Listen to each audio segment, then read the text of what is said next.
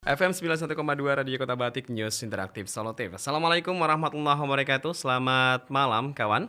Berjumpa kembali dengan saya Ozi. Untuk malam hari ini kita masih di obrolan seputar agama Islam. Dan kali ini kita sudah kehadiran kawan-kawan dari Kantor Kementerian Agama Kota Pekalongan. Ada Ustadz Muhammad Yusuf. Assalamualaikum Ustadz. Waalaikumsalam warahmatullahi wabarakatuh. Kabar sehat Ustadz? Alhamdulillah sehat. Alhamdulillah sehat walafiat. Nah, malam hari ini yang akan kita bahas adalah urgensi ilmu di era globalisasi. Nah, ini maksudnya apa ini Ustaz Yusuf? Iya. Assalamualaikum warahmatullahi wabarakatuh. Alhamdulillahirabbil alamin wa bihi nasta'in ala umuri dunya waddin.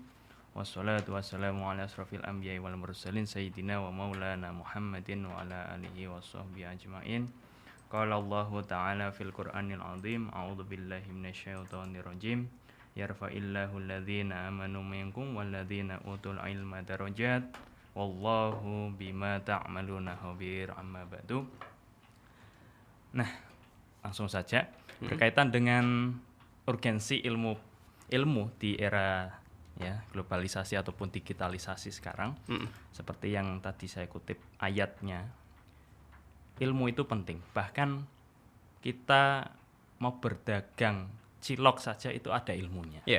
Itu dari segi yang paling sederhana, apalagi dari segi yang tingkatan paling atas. Nanti mau kita berdagang dengan komoditi barang yang agak besar, tentunya pasti ada ilmunya, ada strateginya. Ada strategi. Ya, maka dari itu dibutuhkan ilmu. Lebih-lebih ilmu itu tidak mengenal usia, tidak mengenal waktu, serta tidak mengenal ruang. Lebih-lebih pada waktu era sekarang ini, semua open semua, kita dibukakan semua oleh ilmu pengetahuan, bahkan sampai ke kamar kita pribadi itu kita sudah bisa mengakses segala macam apapun yang terkait dengan ilmu pengetahuan. Tentunya ada batasan tersendiri, ada kontrol sendiri terkait dengan laju informasi yang ada. Baik, jadi semua kita membutuhkan ilmu dalam berkehidupan di dunia ini. Nah, seberapa urgent sih Ustadz kalau kita bisa bilang di era globalisasi seperti ini, di era digitalisasi seperti ini? Sangatlah urgent, sangatlah penting. Ilmu pengetahuan lebih-lebih semua sektor butuh yang namanya ilmu pengetahuan.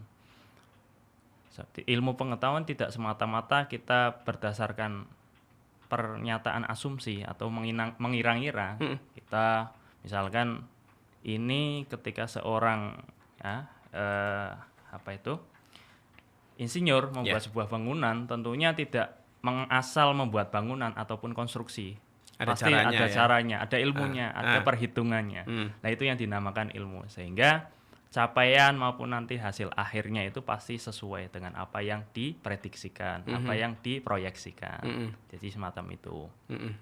Tentunya ilmu pengetahuan perlu kita gali dengan budaya literasi. Tentunya literatur sudah banyak kita dapatkan. Mau secara tekstual boleh, mau secara intuisi baik lewat sosmed maupun yang lain sebagainya, tentunya hal itu bisa kita gali lebih dalam. Mungkin itu. Baik. Nanti kita akan sambung kembali Ustadz Yusuf dan juga untuk kawan-kawan yang lainnya masih kita buka juga kesempatan untuk Anda bisa bergabung bersama kami. Silakan Anda bisa manfaatkan untuk call center kami di 424474 ataupun juga SMS dan WA di 0855 4200912. Kembali lagi untuk obrolan seputar agama Islam malam hari ini masih bersama dengan Ustadz Muhammad Yusuf. Kita masih membahas urgensi ilmu di era globalisasi. Nah, Ustadz, di era milenial seperti ini, di era yang serba sosmed bisa dibilang seperti itu. Gimana sih cara untuk memfilter ilmu yang itu istilahnya aman untuk kita konsumsi atau ilmu yang sesat? Apalagi kan banyak nih tutorial-tutorial di YouTube, di Facebook seperti itu.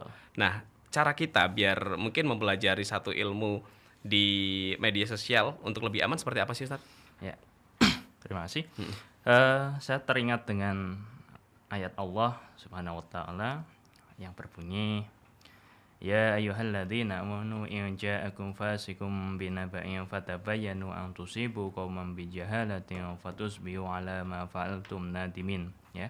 Jadi pada waktu itu juga istilahnya Allah berfirman, jika ada orang fasik datang kepadamu membawa kabar, maka tabayunlah, ya.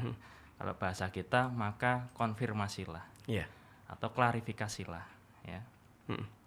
Jadi lebih-lebih di zaman sekarang ya, era sekarang, banyak konten dalam tanda kutip, bahkan ada yang bernada hoax itu Ya, kan. Nah, untuk menangkal hoax itu kita perlu manuver, perlu istilahnya Senjata ya, istilahnya dalam kita menangkal hoax itu. Makanya saya tertarik dan saya sepakat dengan Gus Nadir itu berbicara bahwa ya, sharing sebelum kau saring sebelum kau sharing, ya, itu. Oke. Jadi kita saring dulu sebelum kita sharing, karena apalagi zaman sekarang, ya Allah Gusti, berawal dari jempol kita itu, Iya, ya, iya, jempol kita tanpa kita sadari, belum kita baca secara utuh, kita sudah Langsung forward, share. kita share. Nah, itu kita tidak punya dasar ilmunya. Nah, pentingnya ilmu juga kita harus arif terhadap ya sosmed yang kita punyai, yang kita ikuti. Kita tidak bisa serta-merta bermain sosmed itu ya tidak ada ilmunya. Semua ada ilmunya. Yeah. Kalau kita ya bermain sosmed tidak ada ilmunya, kita nggak punya kontrol itu. Semua di-share semua. Bablas itu. Konten mau negatif, mau radikal, mau yang lain sebagainya, kita share semua. Dan apa yang di-share itu belum kemestian kita paham. Yeah. Ya. Masyarakat itu paham apa sih sebenarnya konten ini itu berbunyi apa. Nah, maka kita butuhkan yang namanya ya budaya literasi, budaya membaca. Ya, itu sangat dibutuhkan bagi kita. Lebih literatur itu sangat banyak, kita sangat banyak sekali, kita kaya akan rujukan literatur yang jauh lebih sahih, jauh lebih valid, yang patut kita konfirmasi, kita klarifikasikan, kita cross checkkan. Benarkah apa yang kita baca atas hasil ya forward ya, pesan perantai itu. Nah, itu pentingnya ilmu dalam kita bijak bersosmed. Baik. Itu seperti itu. Saring sebelum sharing ya. Makanya kita untuk bisa meningkatkan literasi, kita sering-sering baca harusnya berarti Ustaz ya. Betul. Biar aman. Nah, berita hoax di era digitalisasi yang sekarang ini. Kalau kita kembali lagi ke zaman dulu, waktu zaman Rasulullah, sebenarnya sudah ada belum sih?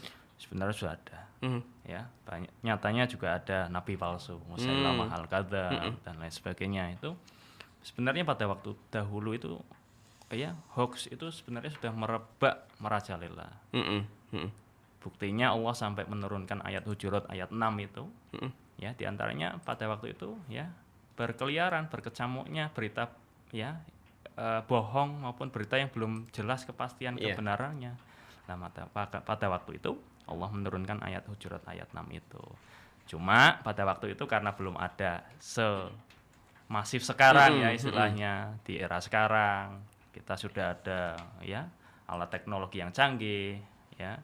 Pada waktu hari ini bisa kita ketahui, pada detik itu juga kita ketahui. Langsung dengan dahulu kan pada era Rasul belum ada apa yang kita gunakan sampai sekarang ini. Baik. Ya, sebenarnya sudah ada.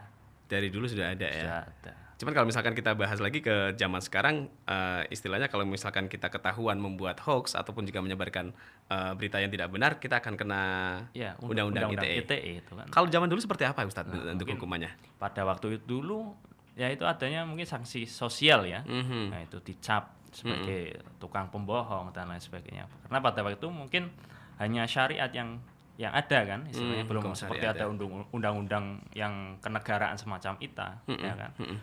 Kita mau ngomong seperti apa ada aturannya. Pada waktu itu masih bebas. Yang ada hanya istilahnya hukum syariat yang berlaku pada waktu itu. Ya, berpegangan pada Al-Quran dan As-Sunnah pada waktu itu yang dibawa oleh Rasulullah SAW. Ya. Baik, dan sangat penting untuk kita bisa selalu belajar ya, di mana ilmu itu kita bisa terapkan di mana saja begitu Ustadz ya. Baik, nanti kita akan sambung kembali Ustadz, untuk kebersamaan kita masih cukup lama sampai dengan nanti jam 8. Kita masih juga buka kesempatan untuk Anda. Monggo bisa Anda sampaikan pertanyaan Anda seputar agama Islam, boleh ke Ustadz Yusuf di 424474 ataupun juga SMS dan WA di 0855 42 912. Kembali lagi untuk program Osa Islam, obrolan seputar agama Islam. Kita masih membahas juga mengenai urgensi ilmu di era globalisasi, masih bersama dengan Ustadz Muhammad Yusuf. Ustadz, kembali lagi di tema malam hari ini Ustadz ya, urgensi ilmu di era globalisasi. Sebetulnya perlu nggak sih Ustadz yang namanya sosial media, entah itu Facebook, YouTube, atau apapun itulah, Instagram dan lain sebagainya, di apa ya, untuk kita bisa menyesuaikan dengan kemajuan zaman ini untuk Ya, umat muslim terutama ya. ya. Mm. Tentunya perkembangan zaman, ya, perkembangan IoT, Internet of Things, ya. Jadi semua serba internet kalau zaman sekarang itu kan, serba teknologi. Tentunya harus kita ikuti. Kita tidak bisa mengelak, ya, dengan kemajuan teknologi itu. Kalau kita menolak dengan kemajuan teknologi, kita akan tergilas oleh kemajuan teknologi itu sendiri. Mhm. Ya, dengan adanya sosmed tentunya kita sangat terbantu. Terbantunya apa? Terbantunya adalah semua tabir-tabir itu kita bisa terbuka, Terbuka ya. ya. Aha. Yang dulu sulit sekali kita menemukan literatur, ya, menemukan bahan bacaan. Nah, itu sekarang kita dimudahkan tanpa perlu kita harus, ya, menuju lokasi Mhm. tempat, misalkan perpustakaan, tanpa harus kita menuju lokasi perpustakaan secara offline-nya ke sana. Mhm. Ya, itu sudah ada PDF-nya, Iya, sudah ada apanya. Itu kan sudah gampang itu. dalam bentuk digital. Ya, itu pentingnya ilmu di zaman sekarang. Tentu adanya kontrol kembali Ah, lagi, ya. ah, ah, Kita tidak bisa serta-merta mengakses semua apa yang ada di, ya, halaman sosmed, ya, di konten, ya. mhm. Itu kita, ya, bahasa kita itu sembarangan mengakses. Nah, itu nanti Ya. ujung-ujungnya yaitu gampang, ya. Satu, gampang menyalahkan orang. Hmm. Dua, gampang mengkafirkan orang. Ya. Nanti ujung-ujungnya seperti itu. Nah, itu karena kurangnya, nah, itu literasi Literasi. tadi. Sekali lagi literasi. Literasi sangat dibutuhkan. Mhm, Ya. mhm. Dan kontrol untuk ilmu di era digitalisasi sekarang, mungkin yang paling besar ada di diri kita sendiri Ustadz Iya, ya, betul. sebagai orang dewasa. Tapi kalau kita lihat anak-anak kita, mungkin yang masih di bawah umur, mereka juga tidak lepas juga yang namanya gawai, tetap biasa memegang gadget seperti itu Iya. Ustadz. Nah, kontrolnya di mana Ustadz? Ya. Kalau kita berbicara tentang anak, tentunya ada peran serta dari orang tua untuk mengontrol, ya. Tentunya orang tua dalam hal ini wajib dibekali dengan ilmu. Iya, iya, iya. Kembali ke topik tadi, ilmu. Hmm. Ilmu tentang apa? Ilmu tentang satu, anak kecil maupun anak yang belum dewasa tentunya belum bisa mengkontrol, ya, Mm-mm. apa yang mereka akses, apa yang mereka buka, ya. Misalkan konten 18 plus, Mm-mm. tentunya harus mereka awasi, ya. Mereka harus punya, ya, tadi kembali ilmu untuk mengontrol. Misalkan kalau orang tuanya itu paham tentang IT, Mm. ya, segala sesuatu yang berbau 18 plus kita blokir, Ya. ya, itu kan kita blokir semuanya yang berbau 18 plus, ataupun konten-konten yang berbau misalkan, ya, porno aksi, ya, berbau istilahnya rasisme dan lain sebagainya, patut kita waspadai, ya. Sekarang kan mudah itu untuk memfilter, bahasa kita itu memfilter mana konten yang baik, mana konten yang kurang layak untuk dikonsumsi mereka. Tentunya yaitu kembali ke kearifan orang tua satu, yang kedua ilmu, Mhm, mhm. ya. Kita sebagai orang tua pun harus menyesuaikan dengan dunianya mereka. Dulu mungkin ketika kita kecil, kita belum ada yang namanya WA, Ya. belum ada yang namanya gadget, belum Betul. ada yang namanya gawe ataupun laptop dan lain sebagainya. Zaman sekarang, ya, e-book, Iya. Aha. Chromebook, waduh. Kalau kita tidak mengikuti zaman anak sekarang, ya Allah, kita sebagai orang tua akan, ya, bahasa dalam tanda kutip, ya, mereka akan melesat lebih jauh. Kita masih tergopoh-gopoh, masih belajar ini bagaimana. Nah, itu Iya. pentingnya ilmu. Baik. Nah, itu kalau orang tuanya tahu ya. Iya. Maksudnya memang harus tahu sih Betul, sebetulnya ya. iya. Untuk bisa mengontrol sejauh mana sih anak-anak kita dalam ini ya, mengakses dunia internet seperti itu. Nah, kalau di pesantren sendiri seperti apa Ustadz dengan adanya era globalisasi seperti ini? Apakah berubah sistem pembelajarannya? Ya, dengan adanya, ya, lebih-lebih dengan adanya pandemi, ya, pandemi mau nggak mau, kalau di pesantren kita harus menyesuaikan, ya. Ada skema belajar daring pun kita bisa menyelaraskan, terutama mereka yang bermukim di pondok pesantren. Mereka tidak kehilangan ruhnya pesantren itu sendiri dengan adanya ya kemajuan IT, Digital ini ya, ya. digitalisasi. Tentu ada pembelajaran yang namanya ya blended itu campuran. Ya, ada luring dan daring. Ya. Yang luring mungkin ketika anak pondok karena tidak ada ya istilahnya gawe, tidak ada gadget, kita printkan sebagai ya mentor bagi mereka, guru bagi mereka, kita printkan secara offline, kita kasihkan untuk tugas bagi mereka. Setelah mereka kerjakan di dalam asrama, lalu distorkan ke kita. Sebenarnya skemanya sama, materinya sama, cuma hanya istilahnya penyampaiannya Medianya saja, ya medianya berbeda. Kalau ada yang skemanya luring, nah itu ya luring kita kasihkan, kita printkan. Skemanya daring ya kita ya misalkan pakai Google Form ya, pakai template maupun pakai Classroom ya untuk mereka upload. Itu makanya ilmu, kembali lagi ilmu itu sangat dibutuhkan, meskipun dalam hal ini tingkat pendidikan orang tua itu kan terkadang kita tidak bisa menyamakan seperti apa yang kita ya persepsi kita kan. Di kalangan orang tua ya, orang tua yang mungkin maaf tingkat pendidikannya agak kurang ya, itu pasti mereka kurang begitu care. Lah itu mereka sebenarnya jauh dibutuhkan, mereka memerlukan tingkat literasi sebenarnya untuk bisa mengikuti apa yang anak-anak mereka kerjakan. Ya, wajib dipantau. Apalagi zaman sekarang orang tua kerja sebelum matahari terbit, pulang matahari sudah terbenam. Nah itu kontrolnya di mana, lah itu wajib kita ya garis bawahi tentang apa yang kita lakukan, anak-anak apa yang kita lakukan pada aktivitas satu hari ini. Bila perlu kita evaluasi ketika menjelang mereka tidur. Sempatkan waktu begitu ya. Iya betul. Nah itu cobalah kita pendekatan seperti itu. Siapa tahu mereka mempunyai ya istilahnya punya hal yang belum bisa diungkapkan, dengan kita melakukan evaluasi ya tiap malam mungkin ya dikemas dengan bincang-bincang santai seperti ini, ringan, ngopi ya sembari nonton TV, itu mereka juga bisa. Nah itu baik. Nah, orang tua memang harus juga bisa mengikuti lah ya betul. Perkembangan zaman. Baik.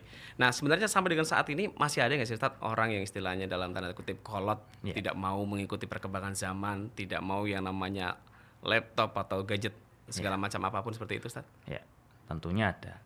Kita tidak bisa menafikan itu ya. Tentunya pasti ada. Masih berpegang bahwa kemajuan teknologi itu merupakan ya apalah bagi mereka kurang begitu tertarik ataupun dipandang menyesatkan mungkin menyesatkan boleh, ataupun apalah teknologi itu. Ya kita kembali ke orang dulu saja. Ya pembelajaran maupun ilmu ya. Masih ngaji pakai kertas ya kan, masih mencatat. Nah itu kita tidak bisa memungkiri, pasti ada, saya yakin.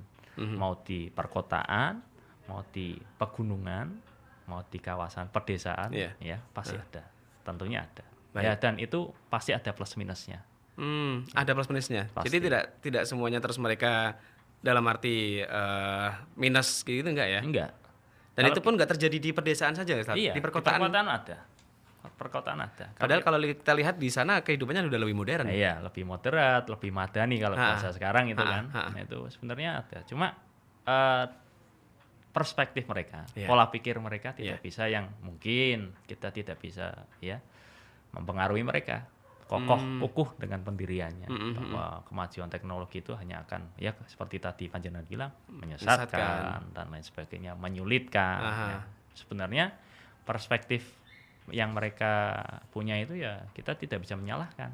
Tidak boleh menyalahkan. Iya. Mungkin dengan beliau punya pandangan seperti itu, ya, beliau akan kembali mungkin dengan begitu mereka akan rajin. Misalkan secara tata cara tulis menulis, mereka kan akan mengarsip itu luar biasa loh. Lebih aktif ya. Iya kan. Misalkan datang rapat, ya kan. Kalau kita datang rapat, notula itu biasanya diketik kan. Iya, lebih cepat. Redaksinya diketik. Minimal di HP. Ya kan, di note lah. Ya.